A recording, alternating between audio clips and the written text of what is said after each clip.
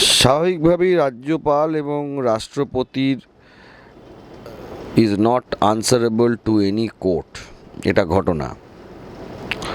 এখন এই তৃণমূল যারা আছে এদের একটা স্বভাবই হলো লোককে ফলস কেস বা ফলস ইয়েতে দেওয়া। এটা আমরা 2021 সালে যখন আমরা তৃণমূল যখন ক্ষমতায় আসলো, আপনারা মনে আছে হয়তো, হাজার হাজার মানুষকে খুন, রেপ, এবং যারা যারা খুন হলেন, যাদের বাড়ির মেয়েরা রেপ হলো, তাদের বাড়ির তাদের লোকের নামেই ফলস কেস দেওয়া। এটা তৃণমূলের নেচার এবং ক্যারেক্টার, এটা আমরা জানি যেটা নিয়ে করছে। এখন এই গভর্নরের যে এই ঘটনাটা ঘটেছে, আমার মত governor is not answerable to any court. এখন সাবসিকুয়েন্টলি আইনের যা প্রক্রিয়া আছে সেটা হবে, তবে কোর্টের কাছে তিনি আনসারেবল নন। যিনি অভিযোগ করছেন, কেন অভিযোগ করছেন তিনি ভালো বলতে পারবেন। কেউ শিখিয়ে দিয়েছেন না তিনি সত্যিকারের কোনো অভিযোগ করছেন, সেটা তাই তিনিই ভালো বলতে পারবেন।